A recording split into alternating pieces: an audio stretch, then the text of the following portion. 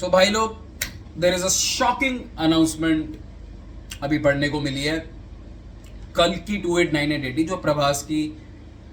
मतलब second part का, तो लिटरली लोग बेसब्री से इंतजार कर रहे हैं मतलब आगे क्या होगा, बिकॉज उन्होंने छोड़ा ही उस पर्टिकुलर पॉइंट पे है जहाँ पे आपको हुक है और आप जानना चाहते हो कि भाई सेकंड पार्ट का बहुत तगड़ा एंटिसिपेशन रहेगा। फर्स्ट पार्ट वैसे भी अपने हाई वीएफएक्स हाई स्केल उनकी वजह से बहुत ज़्यादा अप्रिशिएटेड थी, बट पंगा यहाँ ये नहीं है। देखो मुझे ऐसा लगता है कि विजयंती जो मूवीज हैं उन्होंने ऑफिशियली अपने हैंडल पे आके मतलब फाइनली होगा ये डिक्लेयर कर दिया that we are unable to find a partnership with Deepika. This is to officially announce that Deepika Padukone will not be a part of upcoming sequel of Kalki 2898 AD.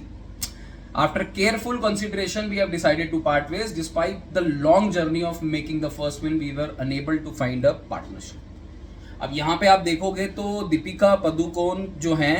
एक तो मेरा ऐसा मानना है कि यार जब हम कोई पहला प्रोजेक्ट पहला पार्ट देखते हैं तो हर करेक्टर के साथ ना कुछ ऑडियंस का है ना कुछ एक बॉन्ड सा क्रिएट हो जाता है। तो ये बहुत डिफिकल्ट डिसीजन है, मतलब प्रोड्यूसर्स ने अगर इतना आप थोड़ा डिकोड करोगे तो इसमें कुछ स्ट्रिक्टली भी वो कहने की कोशिश कर रहे हैं और फिर उन्होंने ऑफिशियली अनाउंस भी कर दिया है बिकॉज उनको करना है। लेकिन अगर आप सेकंड पार्ट में ऑब्वियसली आप सारे करेक्टर से कोरिलेट करोगे, किसी भी करेक्टर को आप ऐसा नहीं सोच सकते कि इसको रिप्लेस इजीली नहीं सोच सकते। बट पंगा तो कुछ है बिकॉज पिछले कुछ दिनों वांगा साहब के साथ भी स्पिरिट को लेके दीपिका का कुछ यही पंगा हुआ था कि यार आप लॉन्ग शेड्यूल का प्रॉब्लम है, कमिटमेंट का प्रॉब्लम है।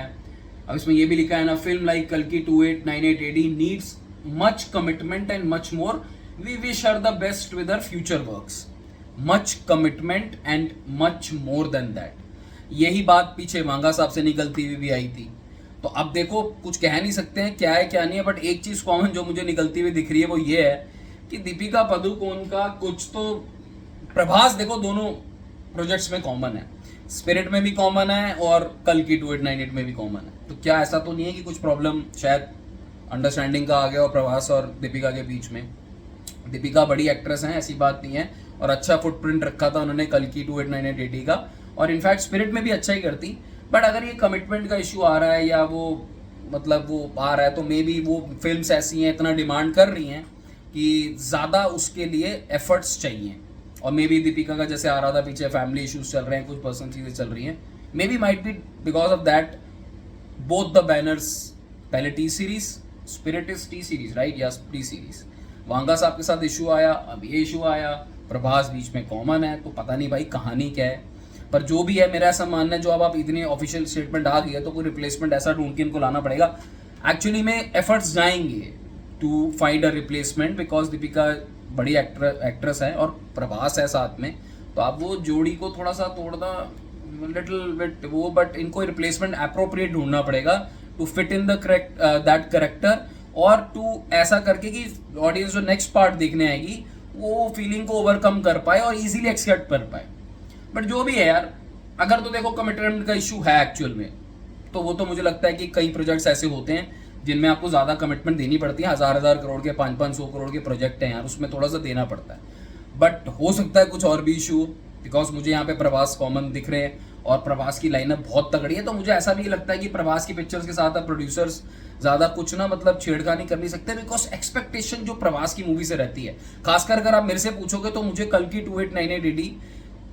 I am literally waiting for the next part, more specially because of villain, because of आगे क्या होने वाला है वो डिस्टोपियन दुनिया में, तो मुझे बहुत ज़्यादा एक्साइटिंग लगा वो कॉन्सेप्ट। फिर आपने वो महाभारत के साथ